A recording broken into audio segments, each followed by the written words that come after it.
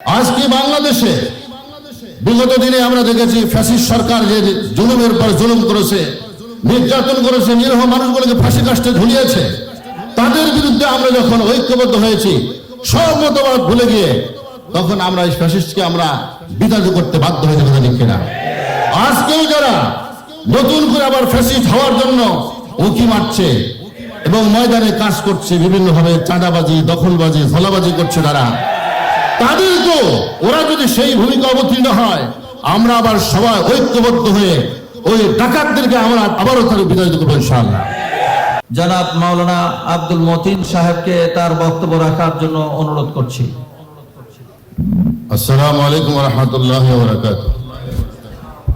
ইন্নাল হামদুলিল্লাহ ওয়াস সালাতু ওয়াস সালামু আলা মান লা নাবিয়্যা বা'দা। আম্মা বা'দ ফাআউযু বিল্লাহি মিনাশ শাইতানির রাজীম। বিসমিল্লাহির রহমানির রহিম।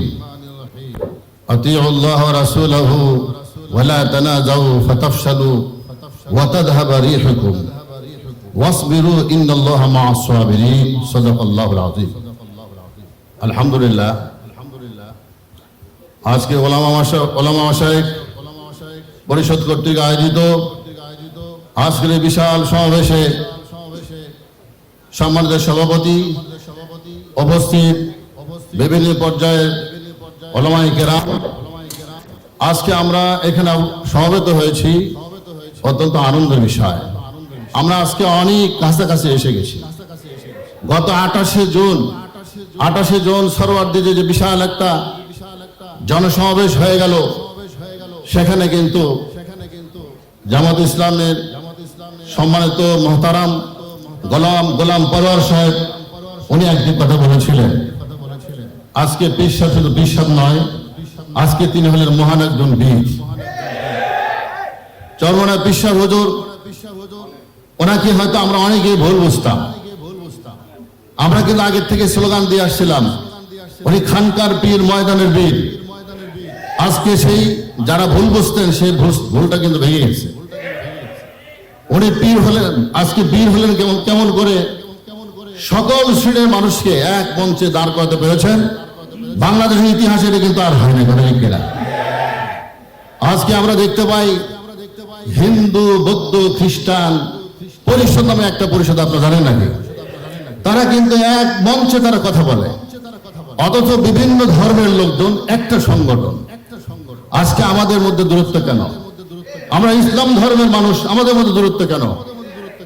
মদিনা সনদ আমাদের সামনে আছে, আমাদের ইতিহাস আছে, আমাদের ঐতিহ্য আছে। সাহিবাতুল মদিনা বা দস্তুরুল মদিনা, যেটাকে আমরা মদিনা সনদ বলে থাকি। রাসূল পাক সাল্লাল্লাহু আলাইহি সাল্লাম মদিনা শরীফে আসার পরে, হিজরত করার পর মদিনা যতগুলো মানুষ আছে সবার পরিচয় ছিল। সেখানে একটা সাহিবাতুল মদিনা বা মদিনা সনদ সংগঠিত করলেন। সেখানে সবার পরিচয় ছিল কি? যে আমরা মদিনাবাসী। মুসলমান, ইহুদি এবং অন্য ধর্মে যারা আছে, ভিন্ন মতে যারা আছে, সবাই মিলে একটা কথা ছিল যে আমরা মদিনাবাসী। বাহির থেকে যে আক্রমণ করবে, সবাই মিলে আমরা তা প্রতিহত করব। আজকে বাংলাদেশে বিগত দিনে আমরা দেখেছি ফ্যাসিস্ট সরকার যে জুলুমের পর জুলুম করেছে, নির্যাতন করেছে, নিরীহ মানুষগুলোকে ফাঁসি কাস্টে ঝুলিয়েছে।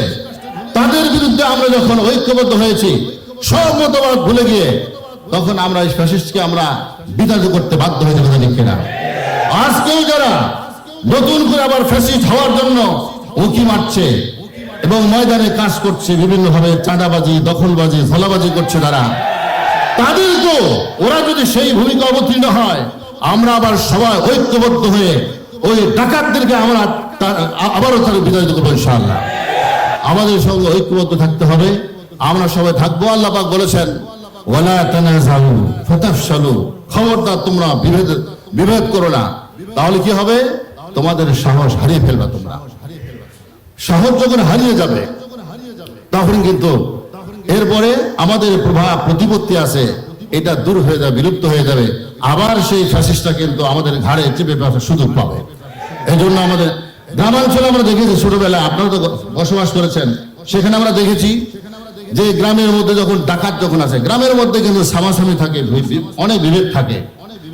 বাইরে থেকে যখন ডাকাত যখন আসে তখন ওই ডাকাতকে প্রতিহত করার জন্য গ্রামের সবাই সকল ভেদাভেদ ভুলে গিয়ে ওই ডাকাতকে যেমন প্রতিহত করি, আজকে বাংলাদেশে আবার যদি কোনো ফ্যাসিজম তৈরি হয় আমরা সবাই ঐক্যবদ্ধ হবে সেই ডাকাতদেরকে প্রতিহত করবো ইনশাআল্লাহ। ওই ডাকাতদের দুর্নীতিবাজদেরকে প্রতিহত করার জন্য আমরা ঐক্যবদ্ধ ইতিমধ্যে আমরা হয়ে গেছি। আগামী নির্বাচন আসতেছে, সকল শ্রেণীর দুর্নীতিবাজকে ফ্যাসিস্টদেরকে প্রতিহত করার জন্য আমরা ঐক্যবদ্ধ ইনশাআল্লাহ। আল্লাহ তাআলা সকলকে তৌফিক দান করুন। আসসালামু আলাইকুম ওয়া রাহমাতুল্লাহি ওয়া বারাকাতুহু।